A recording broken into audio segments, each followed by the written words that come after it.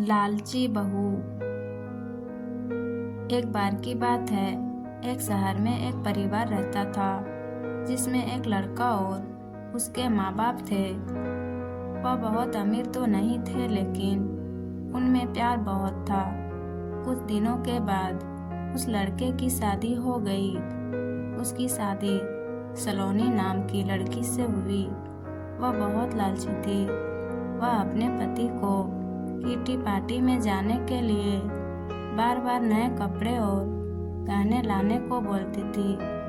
उसके पति ने उसको समझाया कि अपने बराबरी वालों से ही दोस्ती करना चाहिए। अगर तुम महीने में 10 बार किटी पार्टी में जाओगी तो तुमको हर बार नए कपड़े और गहने कौन दिलाएगा। लेकिन वह अपने पति से ही झगड़ा करना शुरू कर देती थी और बोलती थी कि अगर मैं नए कपड़े गहने पहनकर नहीं जाऊंगी तो मेरी सहेलियां मेरा मजाक उड़ाएंगी। तुम ज्यादा कमाने की तो सोचते नहीं, बल्कि मुझे ही रोकते रहते हो। इसके बाद वह अपनी सास के पास गई और बोली, माँ जी, आप मुझे अपने गहने दे दीजिए, मुझे किटी पार्टी में पहन कर जाना है।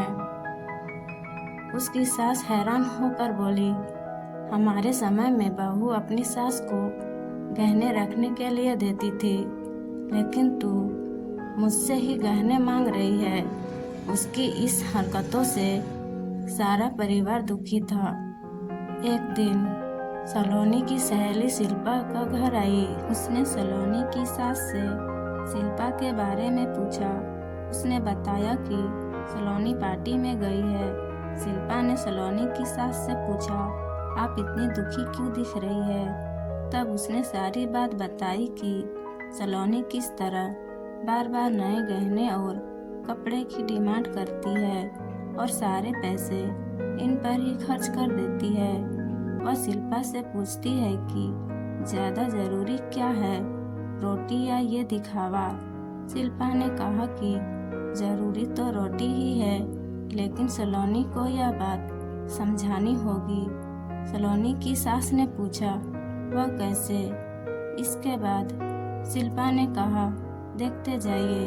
शिल्पा ने अपने जितने भी गहने और नए कपड़े थे सब लाकर सलोनी के घर में रख दिए और उनका सारा राशन और फर्नीचर लेकर अपने घर चली गई। जब सलोनी घर आई तो अपने अलमारी में नए गहने और कपड़े देखकर बहुत खुश हुई। इसके बाद वह अपनी सास से बोली, यह किसके हैं। तो उसकी सास ने बोली, यह सब तेरे हैं, तुझको अब जितना बदल कर पहनना है पहन ले। सलोनी उनमें से एक कपड़े और गहने पहनकर घर में घूमने लगी। कुछ देर बाद वह जब रसोई में गई तो उसने देखा कि घर का सारा राशन गायब था। राशन के डिब्बों में गहने थे। वह अपनी सास से बोली, यह क्या है, घर का सारा राशन और फर्नीचर कहाँ गया। उसकी सास बोली, वह सब बेचकर ही तेरे लिए नए गहने और कपड़े लेकर आए हैं, अब तू इनको ही बदल बदल कर पहन। सलोनी बोली, लेकिन गहनों से पेट थोड़ी भरेगा, खाना तो खाना ही पड़ेगा। तभी सलोनी की सहेली शिल्पा भी आ गई।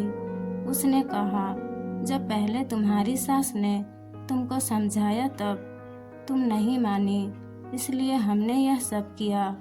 अगर तुमको लगता है कि तुम्हारा पति पर्याप्त नहीं कमाता तो तुम खुद नौकरी क्यों नहीं करती। तुमको इन फालतू के दिखावे से बचकर अपने घर पर ध्यान देना चाहिए।